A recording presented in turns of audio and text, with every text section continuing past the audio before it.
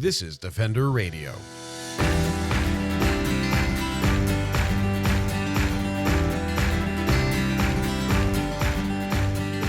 I'm Michael Howie, and this is Defender Radio, the podcast for wildlife advocates and animal lovers, brought to you by the Fur Bearers. Wildfires and droughts, floods and ice storms, and a seemingly never-ending news cycle of chaos. I'll be honest, there are days I want to hide from it all myself. But carrying the weight of what's happening to the natural world around us isn't new, and we have a name for it: climate grief. This intense grief and anxiety can come from any source and impact anyone. It can be the terrifying scenes of wildfires across Canada, or the floods impacting other parts of the world. It can even be noticing the subtle quiet in greenspaces that were once filled with bird calls and buzzing insects. But there are ways to navigate this grief, to listen to ourselves and the world around us, and reestablish connections for resilience and hope. To share insights into how climate grief can impact us, how it manifests differently for different people, and strategies to manage, climate grief expert and author Dr. Shawna Weaver joins Defender Radio. Let's talk about what ecological grief is. I think it's a relatively new term in a lot of ways. So could you just define it for us?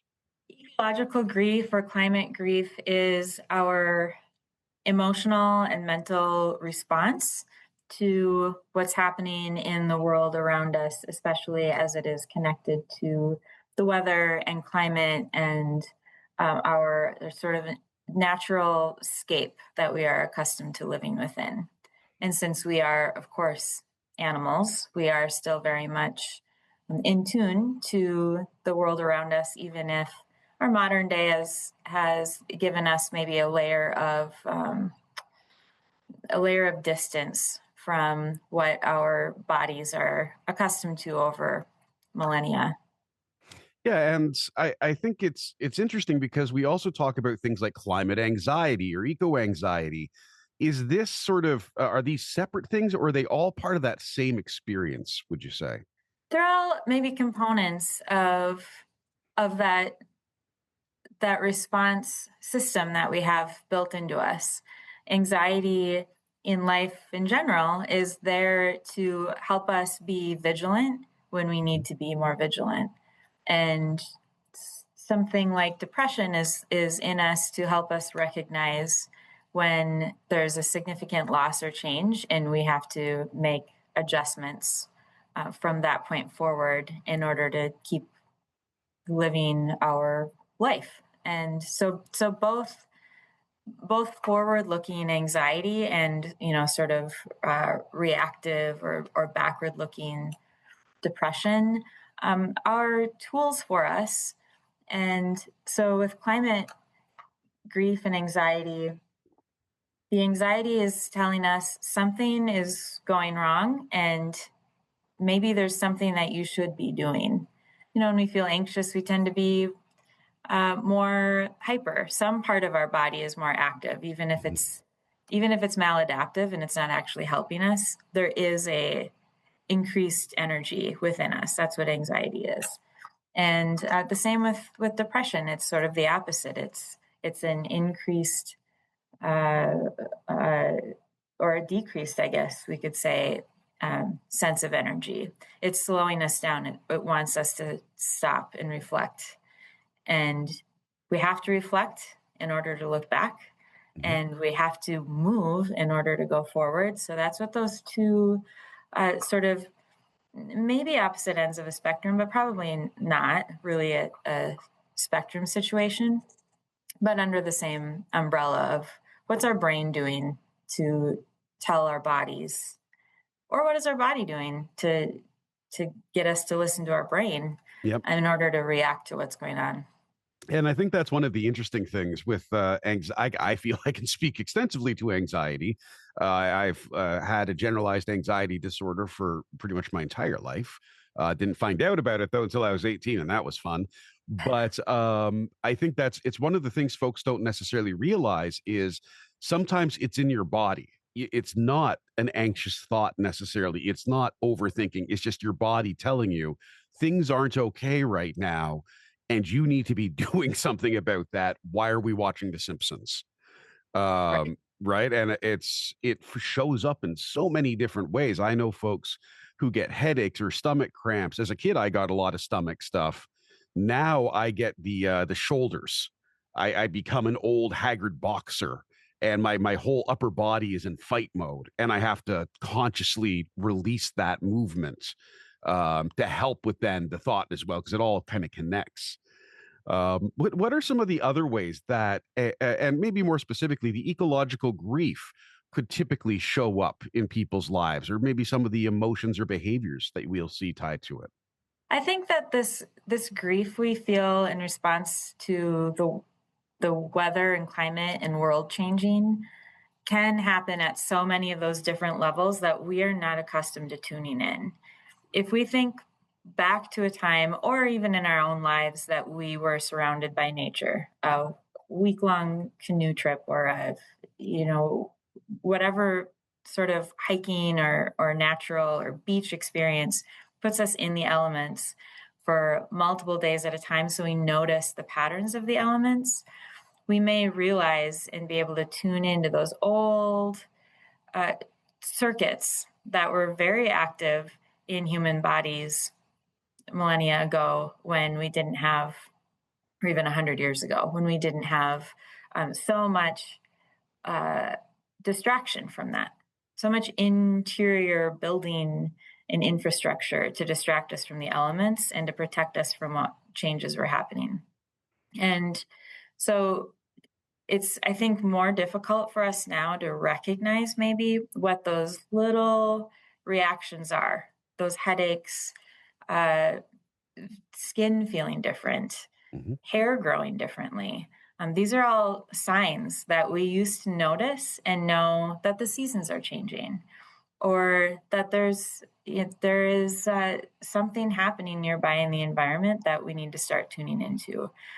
Our five senses were always there to be understanding that other animals are reacting to something. Yep. We've gone quiet. There's more noise. There's a different sound. Those were all things that we were really good at tuning into. And so I imagine in a time that was uh, less complex in terms of modernity, that we were much more intelligent in terms of understanding our own bodies and brains.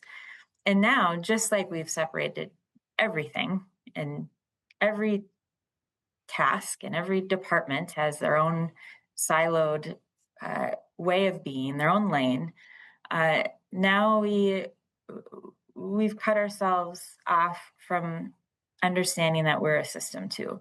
Mhm. And so that's that, the brain versus body versus outside of us.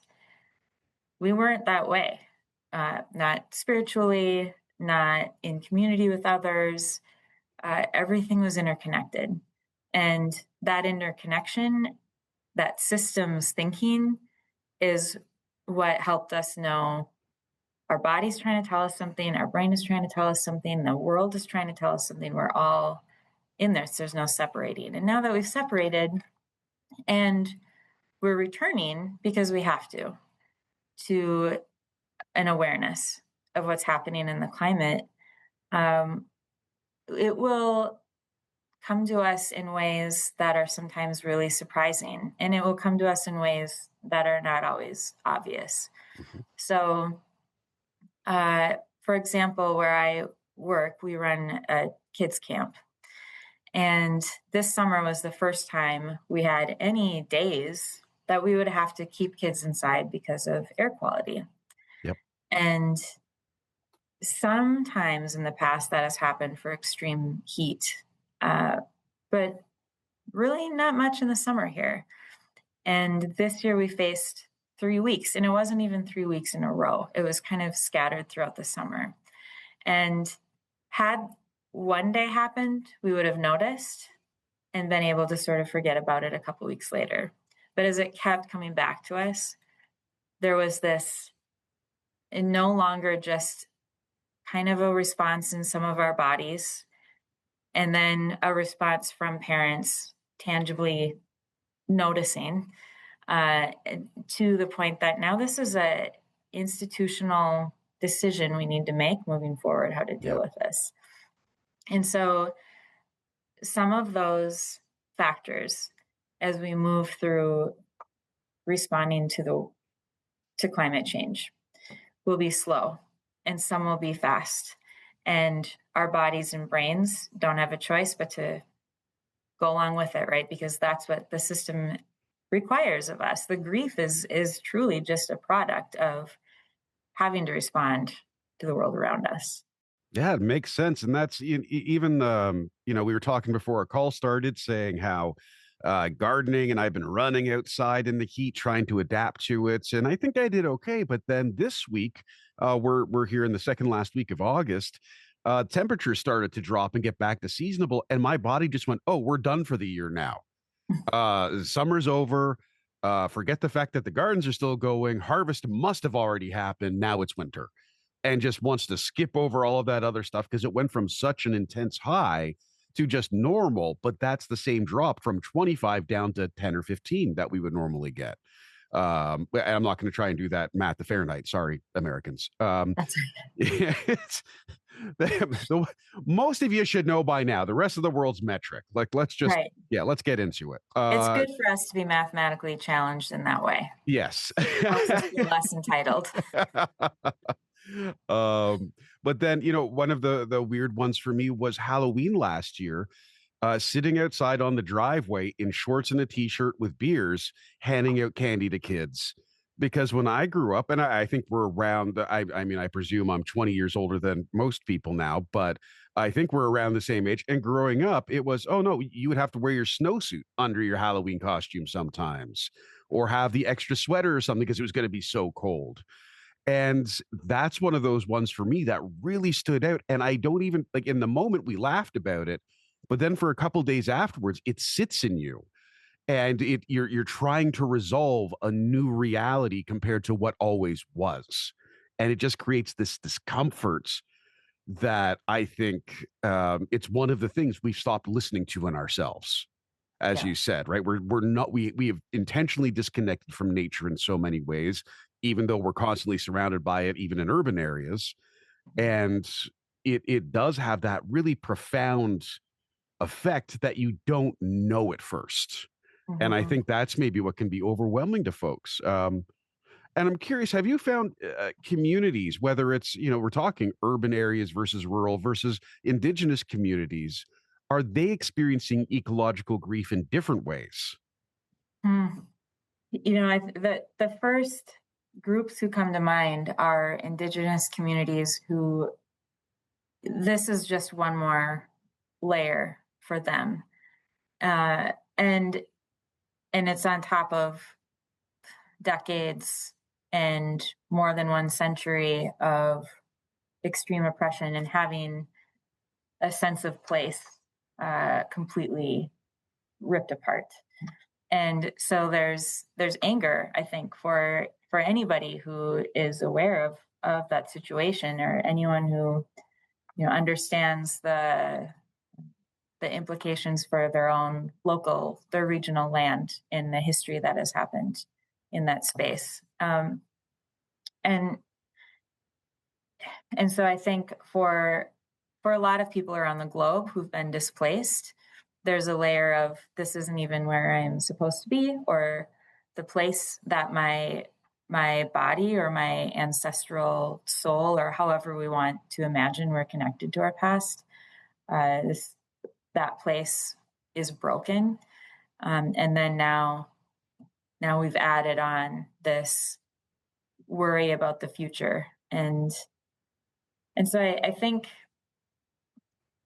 we all have a lot of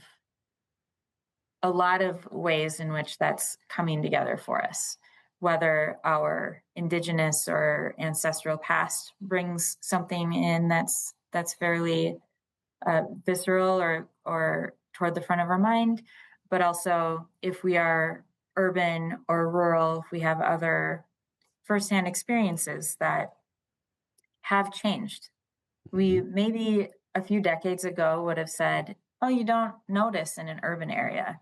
But how foolish was that? Of course, urban areas were some of the most strongly hit because these are people who are locked in to a micro ecosystem, Hmm. and for many don't have any tools to change it. They don't have a resource to change what that micro ecosystem is doing. They're surrounded by concrete and blacktop and a lack of trees, and they don't have any ownership over what gets to happen in that space. And so some urban folks, I imagine, were hit just as hard over the last few decades as rural people who notice because they're very much uh, connected to the land for their food, for their livelihood. Hmm. And so we all might have different trigger points, but everywhere is inescapable in that way. And I think it's maybe a way to think about it is wherever we have lived, whether it's rural or urban, or in a place that still feels relatively healthy and still has some old growth forest or whatever it might be that might help us feel more insulated. Uh, there are still there's noises outside, right? There's a lawnmower going, and if it continues for days on end, eventually you kind of don't notice it. Hmm. And then a different neighbor has a radio on really loud and is annoying, but then eventually you grow accustomed to that too. And there's some noises that as they add up, we can keep tuning out, getting used to. Then eventually it does get to a point that there's just too much. It's overly complex and it's beyond our control. And I think more and more now, especially in these times of political upheaval in ways we haven't had to uh, really think could be possible in a few decades. Now that we're in this new era, I think that feeling of having so much outside of our house that is out of control is adding yet another layer of what was already very anxiety provoking. Yeah, and it's interesting that you mentioned some of that. I've been talking to a few folks saying, "Oh, I've got this interview coming up. I've been very excited for it. The first time we chatted was great. Made me feel both sad and hopeful, which is that lovely sweet spot for a podcast, I think. But talking with folks about it, last night at a game night where we're being silly, and instantly everyone gets serious. And my friends who are 15, 20 years older, they're talking about kids and how are kids going to deal with this. The folks who are in their 20s are saying this is like we've never known normal. And this now it's like, oh, you guys are starting to notice, that's nice, but everyone gets very critical. But one person I was talking with, and they were struggling to put this into a question format for me, but I'll just sort of pick at it. They were saying hearing the terms compassion fatigue and ecological grief is very validating because it's putting a label to a term a lot of us, especially in wildlife and environmental work, have been feeling because we are the ones who are looking and noticing the changes. Especially, I think in the sciences, it's not spoken enough about because you're literally measuring the loss of biodiversity on a daily basis, and that's just not good for the brain. So these terms make you feel like, okay, this is okay to feel this way. But then there's also looking for a word or a way to describe that specific feeling they get when looking at as you described, the awful things happening in the world. We've got wildfires, things like that, especially in Canada this year again.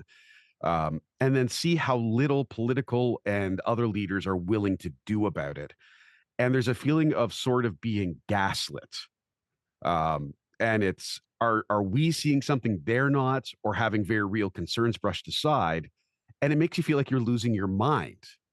And wondering, is there, a word for this feeling and or a way to try and sort of, I don't know if you can manage it per se. I'm doing air quotes for listeners, but to sort of confront it or deal with it in some way.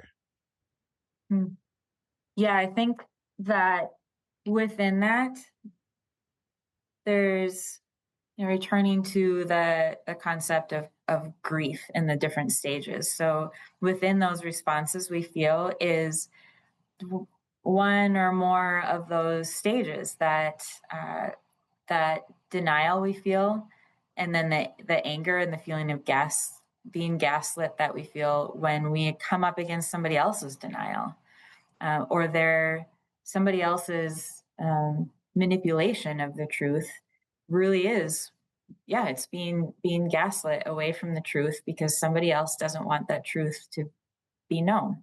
Mm-hmm. And there's sadness in there about what that means for us now, for us in the future, for what we're losing, for the lack of control. And so all of the stages that we move through and we return to them and we move forward I think something that's important for people to note about climate change is it's really not like, oh, well, I'm feeling gaslit right now, and so I'm just like sort of stuck in this place of anger.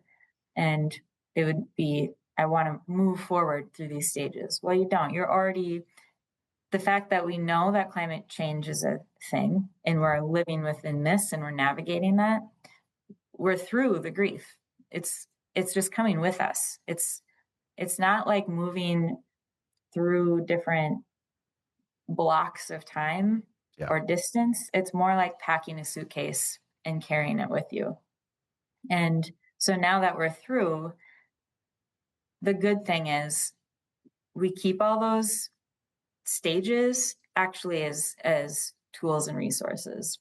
And so when we are anxious and looking forward and wondering what to do next, the sadness and the anger and the resentment toward others who are manipulating us, all of that becomes a tool for what to do next. Just like it does when we're in depression and we're experiencing loss, they're still tools. They're calming tools that help us, I think, to reframe what we need to accept and make meaning out of what we need to change. But when we're moving forward, those are activating tools that are critical for us to know what we want to do next. And we're all at a crossroads now, and will continue to be probably every day for the foreseeable future, where we get to choose what we're going to do with that energy. And something that I think we as a culture started to explore when we started down the road of like, self-awareness and wellness and self-care, all of these were sort of like not quite what we needed, but adjacent to what we needed, in that what we're getting to is realizing we need to know ourselves better. And we don't need to sit there and dwell in it in order to piece ourselves together enough to navigate and move forward. We just need to know. We need to know when we feel sad. We need to know when we feel angry, and we need to know why. And when we're tuning into these cues that climate change is giving us, and we're tuning in to these opportunities or these barriers that politicians and whatever else is giving us in our immediate surroundings, that's where our choice comes in. And sometimes the choice is, I feel compassion fatigue, and today I'm not the one to do anything. Mm-hmm. And sometimes our choice is realizing when aspects of our life are not aligned with our values. And so if our values are any progressive or radical, knowing us and probably the audience, if those are where our values are, if they're vegan in whatever variety of ways for whatever variety of other beings, and we're doing something against that, we're adding to our own anxiety. And so that's something that we can note, and that's a true symptom and action connection we can make. And so, and it's not going to take it all away, of course. Just deciding to stop shopping on Amazon is not going to relieve our headaches that we are experiencing from wildfire smoke. But it's going to help some aspect of our body, no matter how molecular, calm down. Because something we are doing is moving forward. Mm-hmm. Since it's no longer just there's a bigger animal behind me running toward me. If I run, I will alleviate that stress. Now it's like all of these non-animals running toward us, right? Or just causing chaos around us. And all we can do maybe is notice one at a time and how our response to it is either maladaptive or helpful. And then the more small responses we can find for ourselves that are helpful, then the clearer we get to be about what is going on around us, what we do have control over, and what we need to respond to. And so I think some of that anger and that confusion that we feel all the time, I feel it too. I'm certainly not very far along in this process either. It's complicated. But I do think, and we're together in these groups and we're noticing how all of us feel so much of this overwhelming anger and sadness. That is a great opportunity for us to use the time to just notice resources we have in each other and ourselves and the tools that we have that, yep, you know what, this group right here, right now we go to happy hour and sit somewhere and have a beer. Maybe that is what we need. Maybe a different location or a different activity would give us something more helpful. Mm-hmm. And whatever the choices are, no judgment about any of them. There's opportunity to know that we're doing the right thing and to dig in and keep doing it and respect ourselves and acknowledge the health we're giving ourselves. Or notice I can tweak this or I can do something completely different that's going to be more helpful. And every day we have those choices. And that's where I think we can do the most anti-capitalist and radical self-care. That's not just, I'm probably just not taking enough baths. Well, maybe you're not. Maybe that is it. Yeah. But actually, maybe it's more about, I'm not communicating with enough people in my neighborhood. And these small things that we think are just so maybe cliche or small, they're not when we consider I'm going to do this one thing to help me fix this one aspect that feels out of balance for me. And then pretty soon it's the habit. And eventually we've got a whole neighborhood full of people who are being that careful and that within the thinking of the system of their own body and their own micro ecosystem. And that's how we change the dial on this. I think the more that we feel stuck in anger and confusion and on our heels, the more we lose time in what truly is a multitude of battles that at this point we still have control over what might happen in the future. Yeah. And I think even just to carry that little analogy forward of being on our heels, and to be a white guy and make it about sports, when you're on your heels, you don't try and lean forward, you put a foot back and plant yourself. And I think that's sort of just, it's another way of looking at that of, again, for me, when I start to feel that kind of overwhelm, it's not let it push me back or immediately push forward. It's what do I need to do today to feel like I can get through today? Recognizing, again, the years of therapy, but it's, as you said, identifying what am I feeling and why? Is this something I can do something about today? And if not, what can I do so that I can maybe do something about it tomorrow?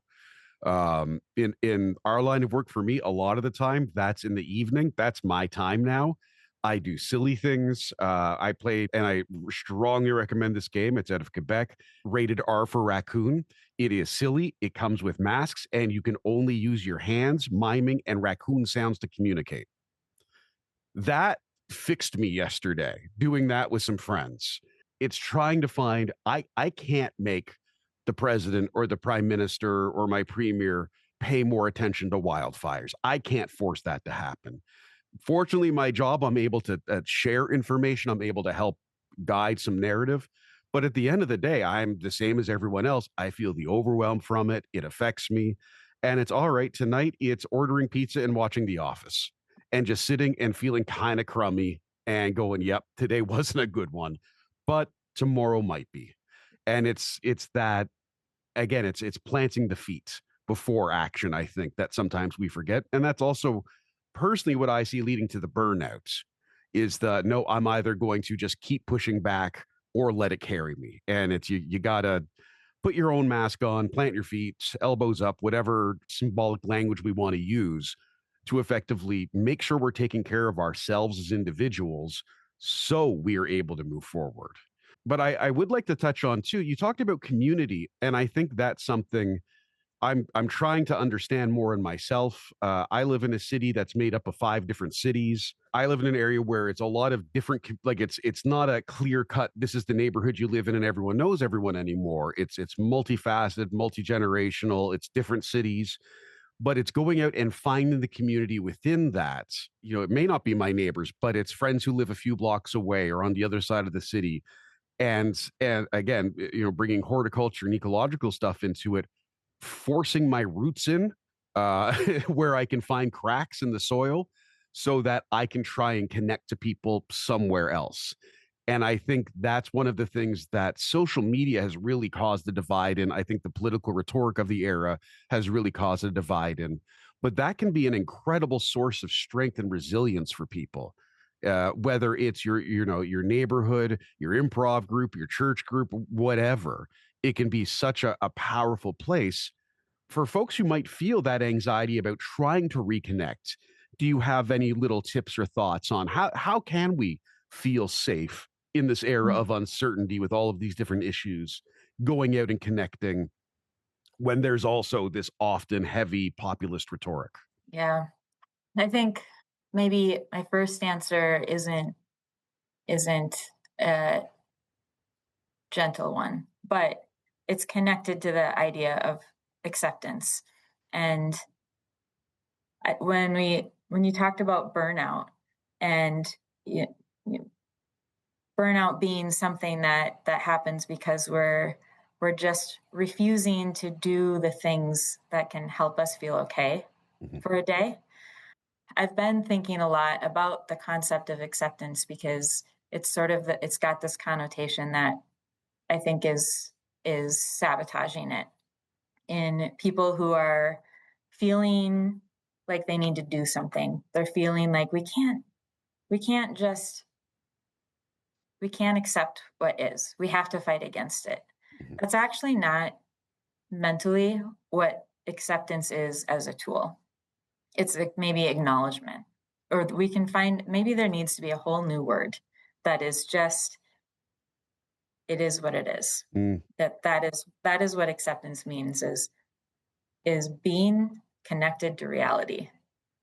And all of the other emotions we feel are a stretch away from reality in a way because anger is trying to elevate us above it. Sadness is sort of trying to bury us below it and stay there and try to still reach the past even though it's gone. And I think that denial is just trying to turn away from it. And bargaining is probably trying to put makeup on it Mm. and make it something different. And really, what all of those are once we have accepted, once we know reality, once we're in it, we're just there. If reality is a tree, we are at the tree. We're not trying to move away from it. We're not trying to dig it up. We're not trying to climb it. We're just with it.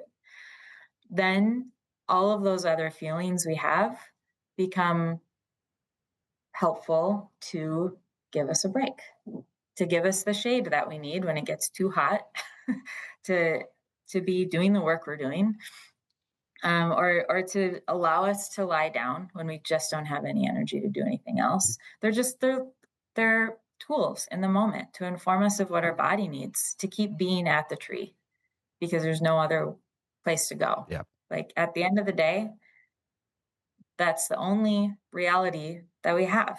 We can't leave the tree. This is our life now. And the more we understand that, then I think the more we also then accept that, well, I can choose to just lie here until the ground takes me, or I can do the work. And so finding community is one of those things where if we accept that that's the work we have to do, we have to figure out what it is about us that helps us find community. What hobbies do we have? What values do I really want to find other people who are centered on this value?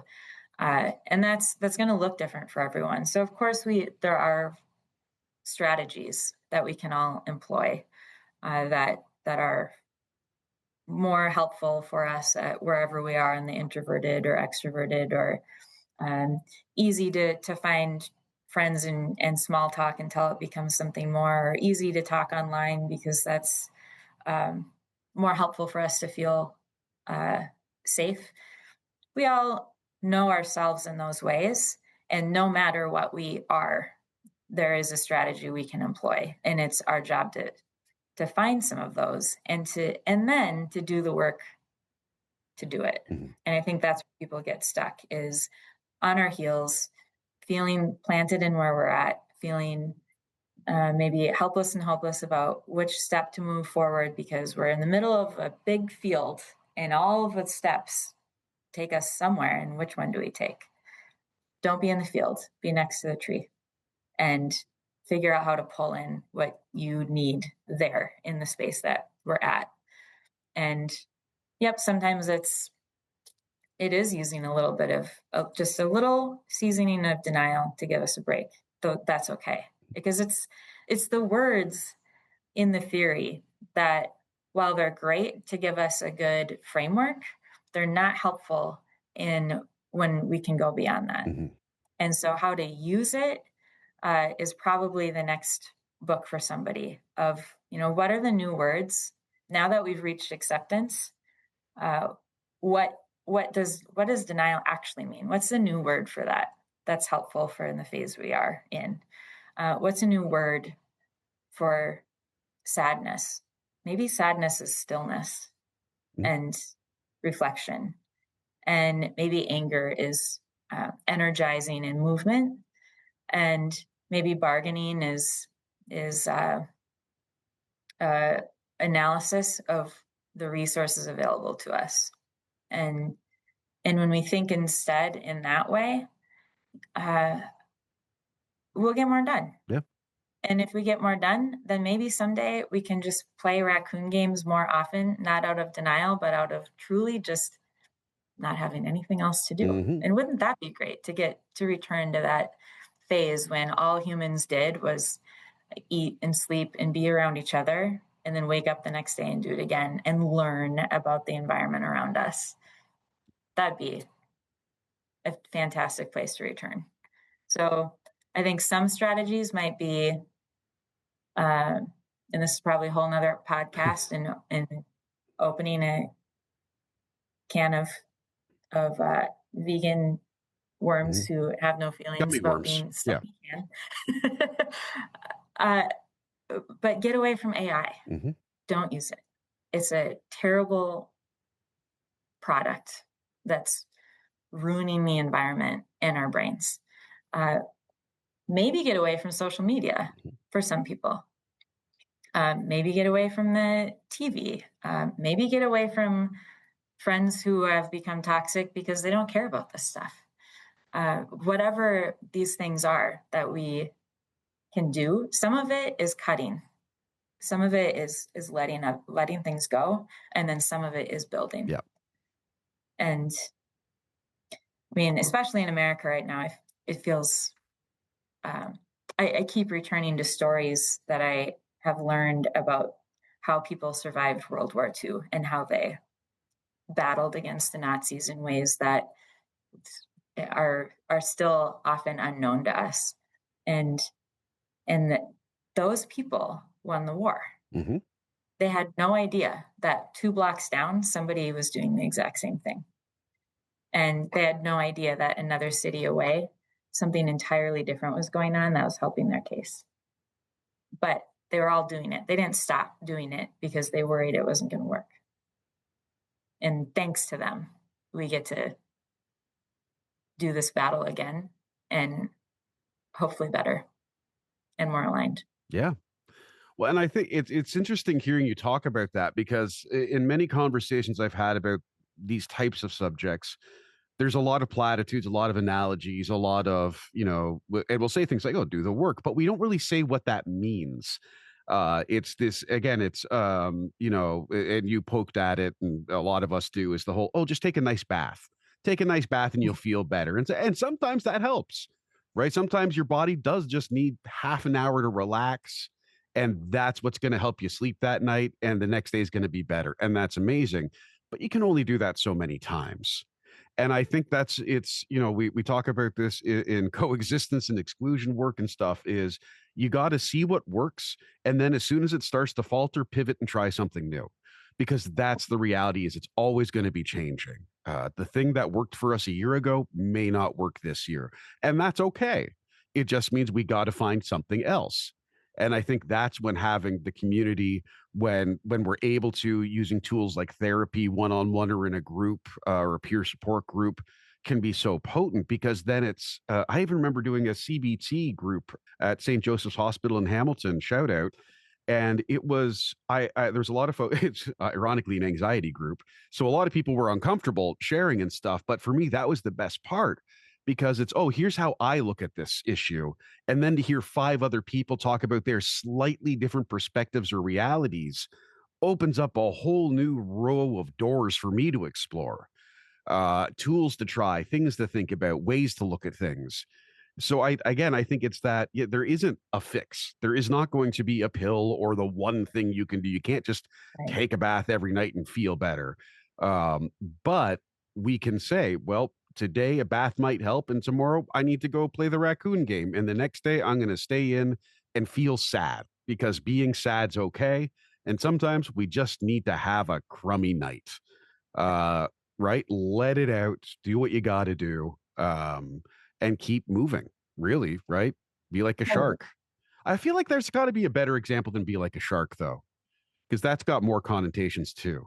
Right. Sharks are pretty great though. Yeah, And they're they are. kind Oh, of I love sharks. Yeah, they're I've got a they're little. this I've got my little they're shark fidget. ah Yeah. love that.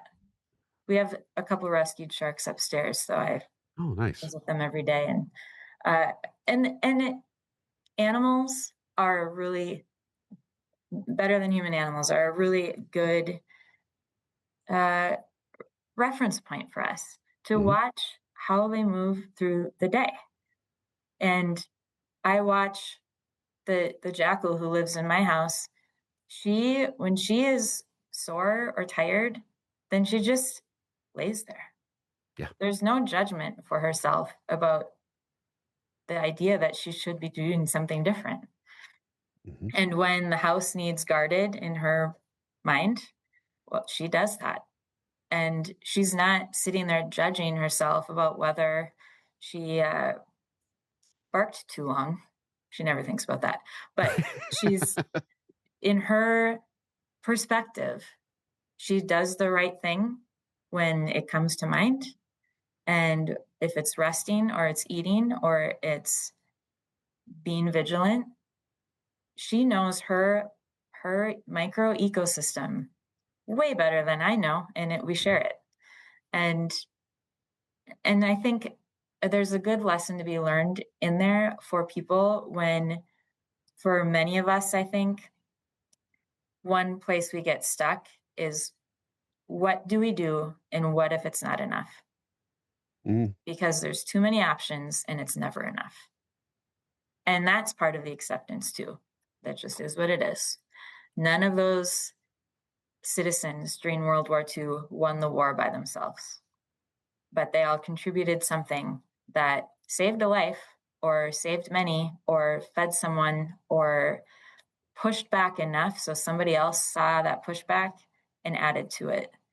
And so we need to find a way to accept not just the reality we're in, but also that we don't have control over very much, and we'll find the thing that we do. And if it's never buying from Amazon again, that's a pretty great strategy.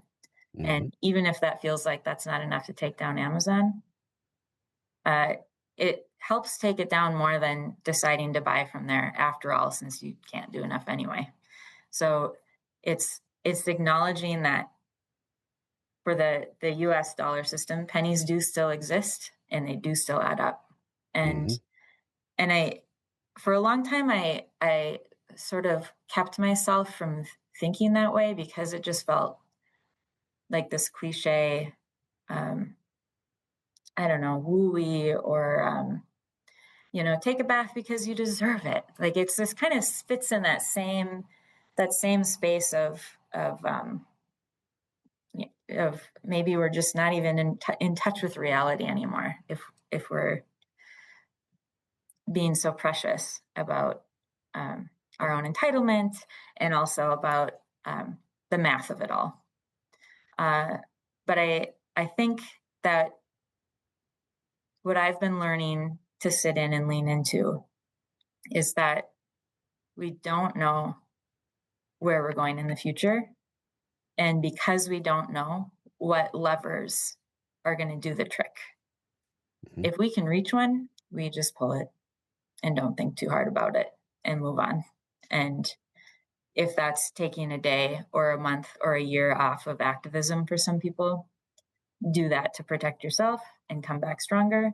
If it's every single day doing something weird in your neighborhood, or chalk art, or whatever radical anti-capitalist thing you can think of, do it.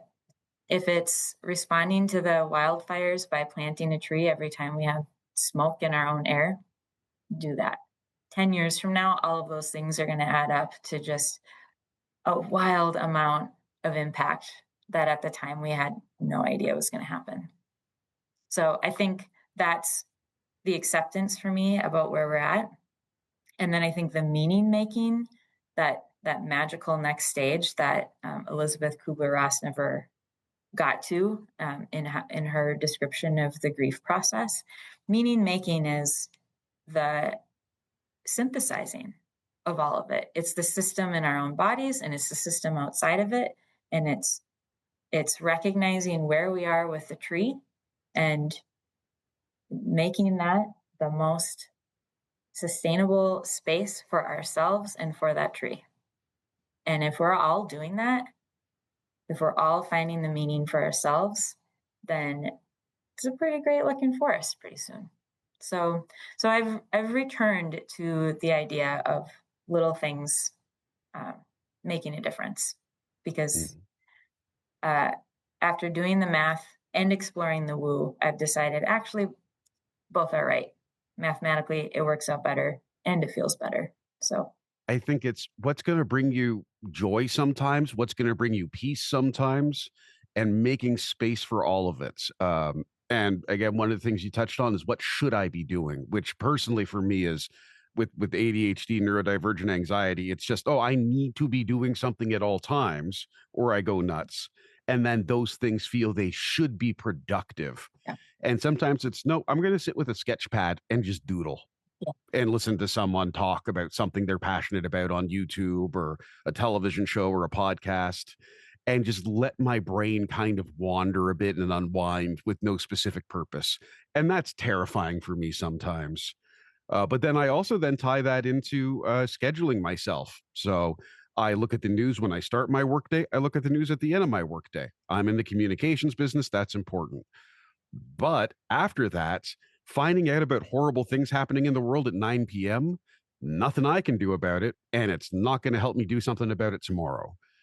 So making that space for all of the things that make us human still, while finding ways to fight back and to try and make tomorrow better is, yeah, it's important. And radical behavior can be there's someone in my area who on nice days will rollerblade shirtless singing music to a loud boombox and they smile and wave at everyone and I love it every time because they're just I don't know anything else about this person. They could be an investment banker and an evil human. They could be a peaceful hippie, but in that moment, I get to see someone's joy and it just radiates off of them. Right. And that kind of thing, it makes me feel better. And then the next person I talk to, I'm a little bit in a better mood, or I'm Right. more willing to experience something with them, being open to that. Oh, totally. That's the math we don't have access to. Yeah. The little things that we do that other people do for us, that we don't realize the impact we're having, that it becomes part of that chain reaction that will turn into a tangible piece of math that we can count. But in the beginning, we don't know it. And so instead of framing it as insignificant, it needs to be framed as an unknown. And Mm. that's what I think about the earth too, and the science of climate change. Uh, there's a lot we know about carbon, and there's a lot that we don't actually know about how life systems respond to change. And Mhm. so we're in a time that we need to try to alleviate what we can, and try to slow down change that we can. But we're also in a time of deep learning and uh, rapid learning about life systems and how they're responding, and being very aware of our surroundings so that we can notice those resources that are being presented to us and the tools that we have. And so Mhm. that's a two-way street, just like bettering ourselves by being more aware of reality and being a part of it and doing the work to contribute. Uh, that's all helpful, but also noticing what's going on around us. And so taking that systems thinking of the environment and that systems thinking of ourselves as a system that fits within it, all that stuff in between, some of it mathematically noticeable at this point and some of it not, I think is the exciting space that we could focus on. Definitely. And I want to wrap up on just the very simple question of what's giving you hope these days. We've talked a lot about the things that are scary. We've talked about the way we're trying to confront it and manage it. But what's, beginning of the day or end of the day for you going, you know what? I can still do it because blank. Hmm. One thing is I used to be sort of shyly anti-capitalist or unsure how to communicate about it in different groups. I live in relatively rural northern Minnesota, and so Mhm. uh, culturally, and I grew up in rural Wisconsin, which the two are neighbors. They're not the same, uh, and so I think I always have had this sensitivity around how to communicate my values. And lately I have noticed maybe it's a change in me, maybe it's also a change in the environment of people around me. And we're all changing, right? We're all evolving. I don't have to be shy about it. Like, people get it better. So that is a cool sign that uh, our awareness is continuing to change culturally, and that's very exciting and fun. Also, I just moved into a house where I get to watch ducks and beavers interact every evening, Amazing. and they are. I need to dig into what this relationship is really about. It appears that the ducks are very annoying to the beaver, and the beaver sort of gives up on being annoyed and then goes into his little house. There's more to it, I imagine, and I will keep learning more. But right now, uh, it is bringing great amusement to myself and my jackal alike to see the relationship of the ducks and the beavers, who seem pretty harmless about each other and just generally like neighbor annoyances. And it's very fun and cute. If you're feeling overwhelmed, struggling to manage, or have thoughts of self harm or suicide, please reach out for help. In Canada, you can call or text 988. That's 988, just the three numbers, to connect with the Suicide Crisis Helpline. It's bilingual, trauma-informed, culturally appropriate, and available 24/7 to anyone in Canada. The United States also has a 988 suicide crisis helpline. More links to support services are available in the show notes for this episode in your podcast player or at defenderradio.com. I want to thank Dr. Weaver for sharing her time with me. Our conversations are always enlightening, inspiring, and leave me feeling like together we can all make a difference. To learn more about Dr. Weaver or order her book, Climate Grief, visit her website at www.shawnajweaver.com. Climate Grief is also available in most bookstores and at your local library. Thank you for listening, friend, and thank you for keeping up the forward movement. We're all in this together.